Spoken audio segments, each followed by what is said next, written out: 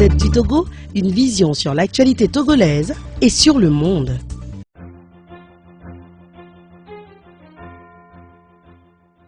Il y a une interrogation qui a été soulevée de manière indirecte à plusieurs reprises, c'est-à-dire la démocratie et nos valeurs africaines.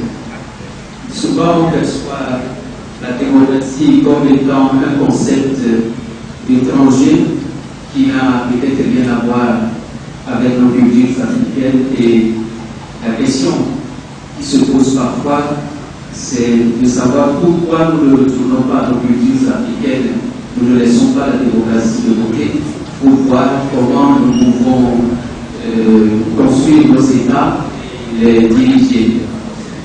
Certains disent également que dans le stade actuel d'évolution de nos sociétés ou de nos États en Afrique, ce qui importe avant tout, c'est une certaine unité et non la pluralité, et une unité qui peut garantir réellement le développement. Il y a même un dicton qui dit développement d'abord, démocratie ensuite. Lorsqu'on réfléchit à toutes ces observations que l'on fait, je pense qu'on oublie quelque chose de fondamental. C'est qu'au-delà du mot utilisé, et d'ailleurs Roger l'a fait observer dans son écrit, au-delà du mot, il y a quand même la réalité profonde que nous pouvons retrouver dans nos cultures.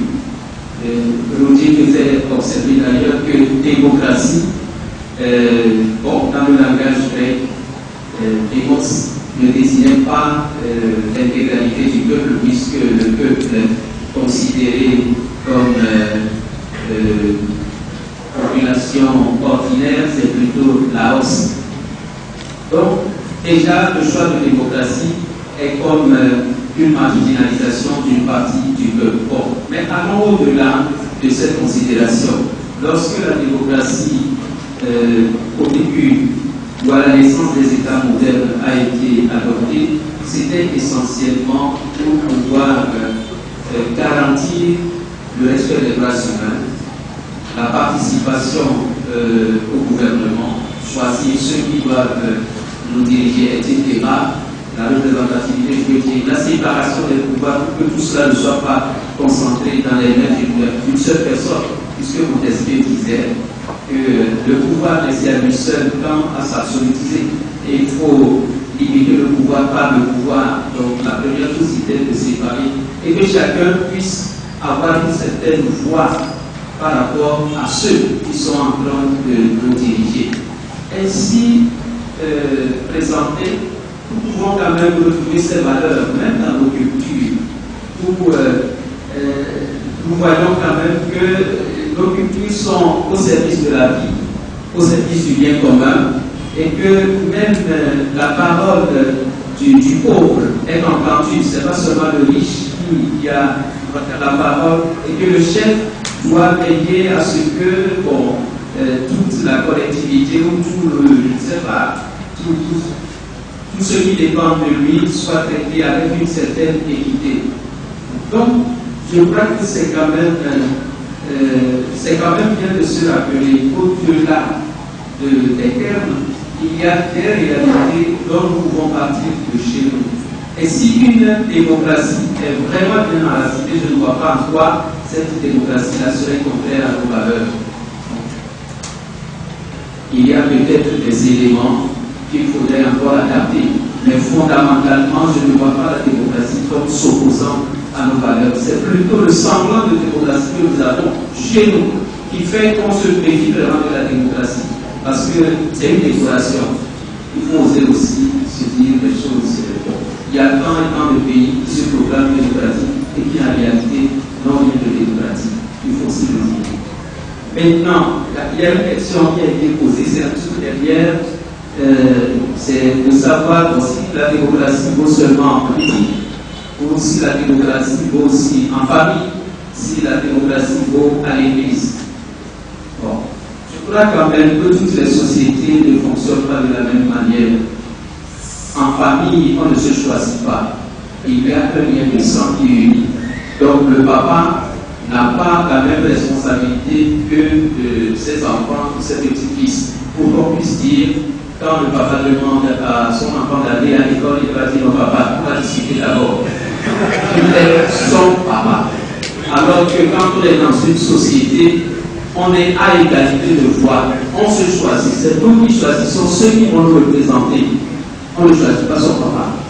Mais dans une société, on choisit ceux qui vont gouverner. S'ils ne le font pas bien, on a le droit de leur demander de laisser la place à d'autres. Donc la démocratie dans une société, elle s'impose. Mais une certaine démocratie en famille, je ne vois pas ce que ça signifierait réellement.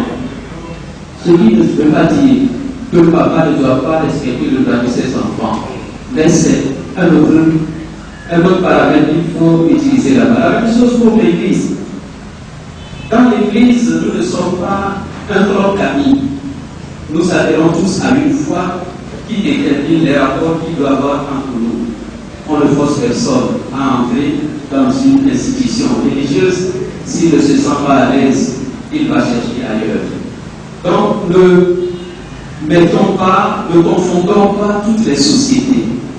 Dans chaque société, on essaie de vivre les valeurs, mais les valeurs en référence à ce qui est fondamental pour la société en question. Bon, je ne voulais pas parler longuement, mais voilà, cette question m'a donné l'occasion de préciser une petite pensée. Je ne reviens pas sur ce que j'ai écrit dans mon livre, mais il y a un dernier élément sur lequel je voudrais insister. On se méfie souvent de la religion dans l'État moderne. Mais en même temps, on fait souvent le boulot de la religion. C'est-à-dire qu'il y a comme un paradoxe. On ne voudrait pas que la religion interfère dans les questions politiques, mais quand on est en difficulté, on fait appel à des acteurs religieux pour essayer de trouver une voie de sortie. Ensuite, je constate que le pouvoir d'État en régime moderne fonctionne souvent comme si c'était une religion. C'est-à-dire qu'on absolutise le pouvoir comme si on était en religion, comme si on prenait la place de Dieu. Ça aussi, c'est un constat que nous faisons. Parce que si nous avions du pouvoir, une conception vraiment équilibrée, je pense que l'enracinement démocratique serait un peu plus facile. Et j'ajoute que la religion a aussi une vocation politique pour pouvoir inculquer, transmettre les valeurs. La religion ne va pas remplacer l'homme politique, non. Il y a parfois des tentations auxquelles on succombe et dont les résultats ne sont pas toujours très heureux. Le religieux a sa sphère qui consiste à aider, à éclairer les consciences, à faire la critique en cas de nécessité et à s'engager aussi à former les consciences. Mais au-delà de ça, je pense qu'il faut respecter à chacun le domaine qui est le sien, ne pas se transformer en super homme politique pour dicter de manière, j'allais dire, timide, ce que la politique doit faire. Bon, je ne dirai pas davantage. Merci pour l'occasion qui m'a été donnée. Et bon, je dois me retirer malheureusement. Bonne continuation. La Gazette du Togo, une vision sur l'actualité togolaise et sur le monde. Rejoignez-nous sur le www.lagazettedutogo.com ou sur nos comptes Facebook, Twitter et YouTube. Pour tout contact, écrivez à contact@lagazettedutogo.com ou appelez le 92 80 88 53. La Gazette du Togo, c'est l'information en continu.